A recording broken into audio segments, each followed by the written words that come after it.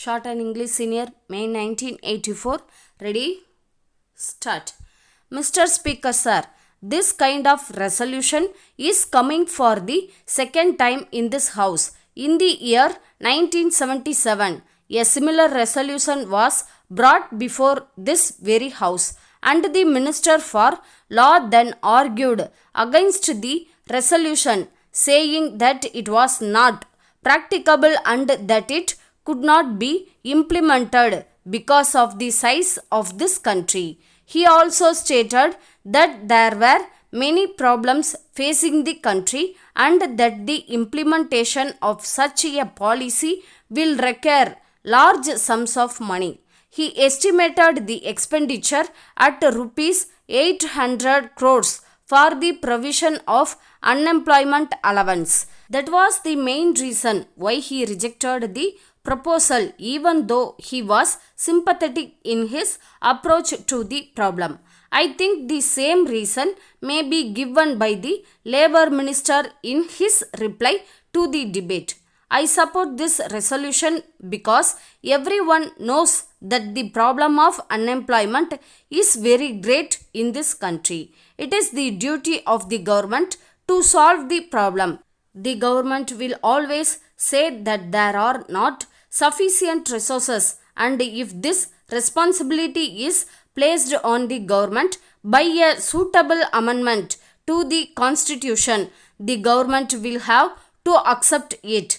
In my opinion, if there is a will, there is a way. If the government wants to take this up seriously, I have no doubt it can get the resources necessary for this purpose. In this country, after 35 years of independence, we are not able to solve many of the problems facing the country, and there is great unemployment not only among the educated but also among the uneducated people. The reason is that the education that we are providing in this country is not serving the real purpose. During the British period, this system was introduced and we have not yet changed it to the extent we want. This is responsible for the present situation. We are producing graduates in large numbers without any purpose. Every year, a large number of graduates come out of our educational institutions. If we go to the villages, we will certainly find that about 20 people out of every 100 are educated. I am sorry to say that they seek employment only as clerks. They also expect the government to provide them such jobs. No government will be in a position to provide jobs in the government departments for all the educated people in the country.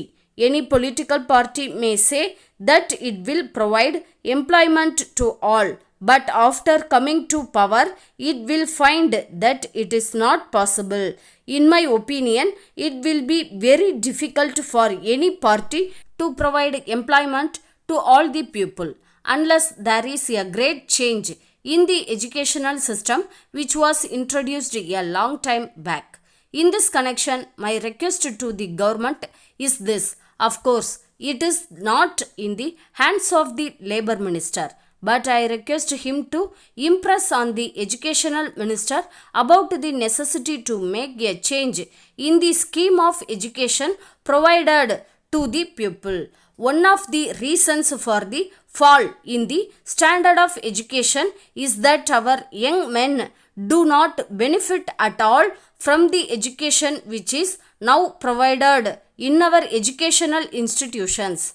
The education that we provide at present to students should be job oriented because we need technical men in various branches in our villages. But I am sorry to say that we are not having sufficient number of these people. If we provide this kind of education, we can provide them with employment.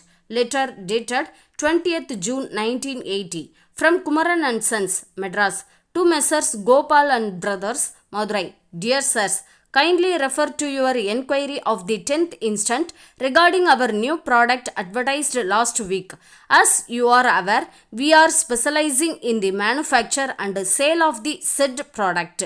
We can guarantee that our product is of the finest quality. It will be introduced in the market within a few weeks and we are now ready to receive wholesale orders. The exact date for the opening of the retail trade will be announced next week.